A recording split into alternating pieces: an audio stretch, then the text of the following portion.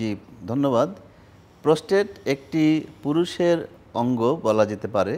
এটা আমাদের যে মূত্রথলি আছে তার মুখে একটি মাংসপেশি, যার ভিতর দিকে মূত্রনালীটা প্রবেশ করে এবং ইউরিন অর্থাৎ প্রস্রাব এখান দিয়ে বের হয়।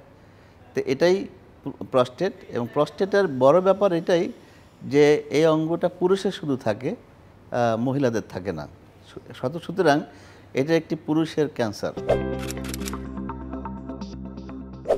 প্রস্টেট ক্যান্সার অন্যান্য রোগের মতোই, অন্যান্য ক্যান্সারের মতোই এটারও কিছু স্পেশাল কারণ থাকে।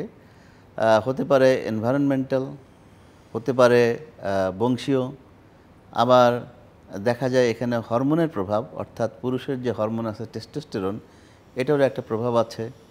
অন্যান্য কারণের মধ্যে স্থূলতা আছে, এবং দেখা যায় যে ধূমপানও এর সঙ্গে রিলেটেড।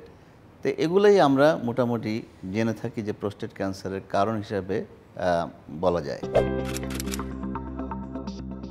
তো আর্লি ডিটেকশনের জন্য আমরা কি করব?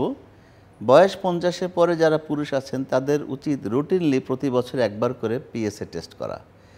আর যাদের বংশে আছে তাদের উচিত হবে 40-এর পরে পিএসএ টেস্ট করে দেখে নেওয়া যে এটা বাড়ছে কিনা। এটার পরে আরেকটা স্ক্রিনিং টেস্ট আছে যেটা সাধারণত ইউরোলজিস্ট বা সার্জনরা করে থাকেন, সেটা হলো ডিআরই বলা হয়, ডিজিটাল রেকটাল এক্সামিনেশন। এটার মাধ্যমে ওনারা বুঝতে পারে যে প্রস্টেটটা, এটার সারফেস অর্থাৎ উপরিভাগটা এটা কি মসৃণ নাকি হার্ড এবং ইরেগুলার বা অমসৃণ কিনা। এগুলোর মাধ্যমে ওনারা বুঝতে পারেন, যারা অভিজ্ঞ আছেন তারা বুঝতে পারেন যে প্রস্টেটের সমস্যা হচ্ছে কিনা। স্ক্রিনিং বলতে কিন্তু আমরা আসলে এই দুটোই বুঝে থাকি।